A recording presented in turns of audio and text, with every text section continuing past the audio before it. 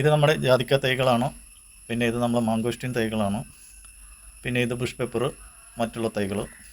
ഇത് പിന്നെ നമ്മൾ എയർ ലെയറിങ് ചെയ്ത് വെച്ച ഐറ്റംസുകളിൽ പലതും, കൂടെ കുരുമുളകിൻ്റെ ടോപ്പ് ഷോട്ടുകൾ.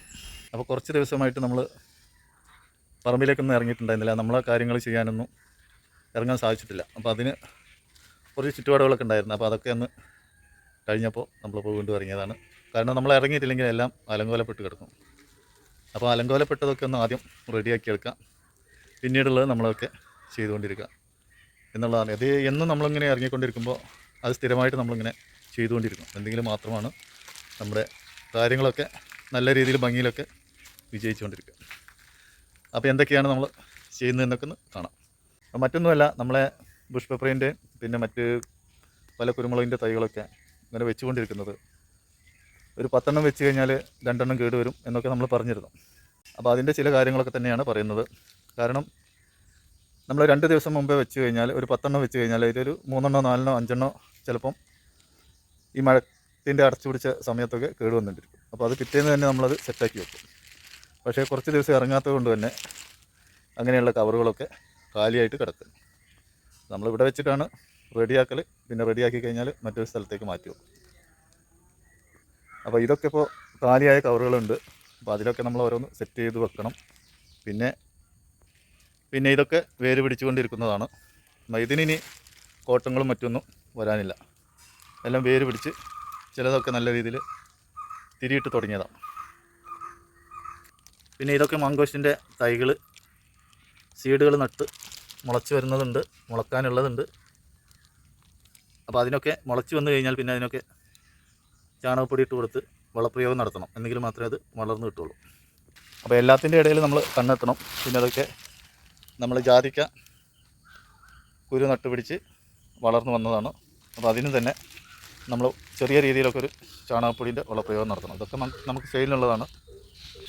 പിന്നെ ഇനി ഇപ്പോൾ നട്ടുവച്ചത് മുളച്ച് വരാനുണ്ട്. അത് വേറെ മറ്റേ കവറിൽ കിടക്കുന്നുണ്ട്. പിന്നെയുള്ളത് കുരുമുളകിൻ്റെ തന്നെ ടോപ്പ് ഷൂട്ട് തൈകൾ വേര് പിടിക്കുന്നുണ്ടോ എന്നൊക്കെ ശ്രദ്ധിക്കലാണ്. ഇങ്ങനെയുള്ള കുറേ എണ്ണം നമ്മൾ ചെയ്തു വെച്ചിട്ടുണ്ട്. അപ്പോൾ ഇതൊക്കെ കൂടെ ഇങ്ങനെ ശ്രദ്ധിച്ചെങ്കിൽ മാത്രമാണ് നമുക്കിതൊക്കെ തൈകളായിട്ട് ലഭിക്കുക. അപ്പോൾ അതിനുവേണ്ടി നമ്മൾ കൂടെ ഇതിനെയൊക്കെ സെർച്ച് ചെയ്തുകൊണ്ടിരിക്കണം. കാരണം സെർച്ച് ചെയ്യുക എന്നൊക്കെ പറഞ്ഞാൽ നമ്മൾ തിരഞ്ഞു പിടിച്ചുകൊണ്ടിരിക്കണം. നമ്മൾ എവിടെയൊക്കെയാണ് ഇതൊക്കെ ചെയ്തു വെച്ചിരിക്കണമെന്നുള്ളത് നമുക്ക് തന്നെ ഓർമ്മ ഉണ്ടാവില്ല. അപ്പോൾ അതൊക്കെ നമ്മൾ സെർച്ച് ചെയ്ത് കണ്ടുപിടിക്കണമെങ്കിൽ എന്നും നമ്മളിങ്ങനെ അതിനെയൊക്കെ സന്ദർശിച്ചുകൊണ്ടിരിക്കണം. പിന്നെയുള്ളത് നമ്മുടെ ഫ്രൂട്ട് പ്ലാന്റുകളിലുള്ള എയർ ലെയറിങ് ആണ്. അപ്പോൾ അതും തന്നെ നമ്മളിങ്ങനെ വേര് വന്നോ എന്നൊക്കെ നോക്കണം. എങ്കിൽ മാത്രമേ നമുക്കിത് കട്ട് ചെയ്തിട്ട് വീണ്ടും മറ്റൊരു കവറിലൊക്കെ ആക്കി തൈകളാക്കാനൊക്കെ കഴിയുള്ളൂ. അപ്പോൾ നമ്മൾ ശ്രദ്ധിച്ചെങ്കിൽ മാത്രമാണ് ഇതൊക്കെ ഇതിൻ്റെ വിജയം കാണുക. അല്ലാതെ നമ്മളിങ്ങനെ ഓരോന്ന് കെട്ടിവെച്ച് പോയി അങ്ങോട്ട് തിരിഞ്ഞ് നോക്കിയിട്ടുണ്ടെങ്കിൽ വളരെ കെട്ടിവെച്ച് പോയത് വെറുതെ ആയിരിക്കും. അത് നമ്മളെ പച്ചക്കറി കൃഷി വീട്ടാവശ്യത്തിന് വേണ്ടിയിട്ടുള്ള അതൊക്കെ ഒടിഞ്ഞും തൂങ്ങിയൊക്കെ കിടന്നിരുന്നു. അപ്പോൾ അതിനൊക്കെ ഒന്ന് നിവർത്തി കെട്ടി റെഡിയാക്കി. അപ്പോൾ അതൊക്കെയാണ്. ഇനിയിപ്പോൾ ചെറിയൊരു വളപ്രയോഗമൊക്കെ ചെയ്യണം. എന്തെങ്കിലും മാത്രമേ ഇത് നല്ല രീതിയിലൊക്കെ കായ പിടിക്കുള്ളൂ. അപ്പോൾ അതിനിടയ്ക്ക് തന്നെ നമ്മൾ ഓമക്കായ പഴുത്തത് ഒരുത്തം വന്ന് കണ്ടെത്തിയിട്ട് തിന്ന് പകുതിയാക്കിയിട്ടുണ്ട്. ഇനിയിപ്പോൾ അവർക്ക് തന്നെയാണ് അതിൻ്റെ മേൽനോട്ടം.